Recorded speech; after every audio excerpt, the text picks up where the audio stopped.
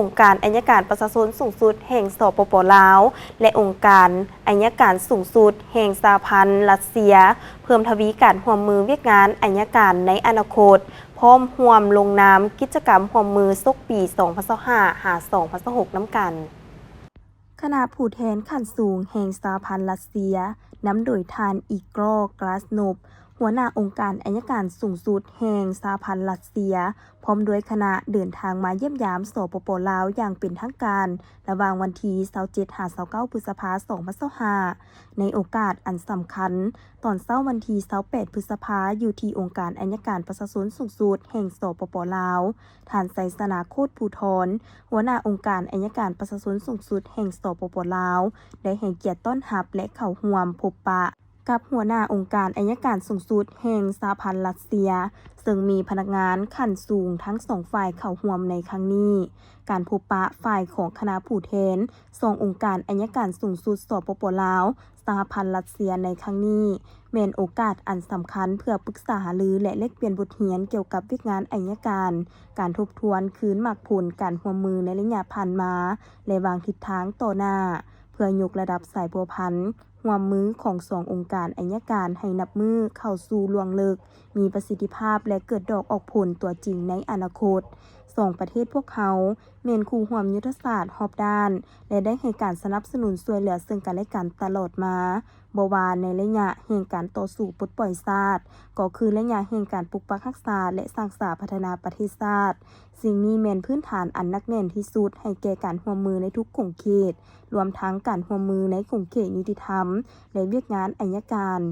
ร่วมมือระหว่างองค์การอัยการประชาชนของสองประเทศก็ได้รับการเพิ่มทวีขึ้นอย่างต่อเนื่องโดยเฉพาะเมนภายหลังการลงนามบทบันทึกความเข้าใจ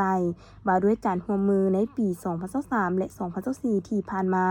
ด้วยการชี้นำพาจากการนำของสองประเทศและการนำพาโดยกงขององค์การอัยการสูงสุดของสองประเทศการร่วมมือดังกล่าวจะยิ่งแน่นแฟ้นและเข้าสู่ล่วงลึกกว่าเก่า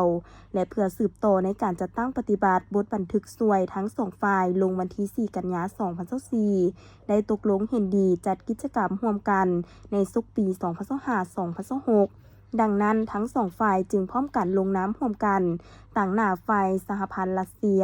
นำโดยทานอีกรอกราฟนกและต่างหน้าฝ่ายสปป.ลาวนำโดยทานไสสนาโคตรปูทรซึ่งมีพนักงานขั้นสูงของสองฝ่ายเข้าร่วม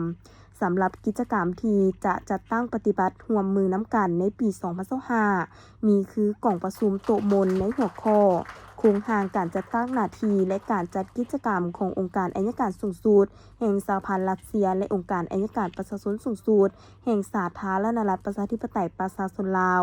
การเสนอเกี่ยวกับการนำใช้เทคโนโลยีดิจิตอลเข้าในเวียกงานขององค์การอัยการความเป็นไปได้ในการนำใช้ปัญญาประดิษฐ์ในการสั่งฟ้องเวียกงานอัยการสหพันธ์รัสเซีย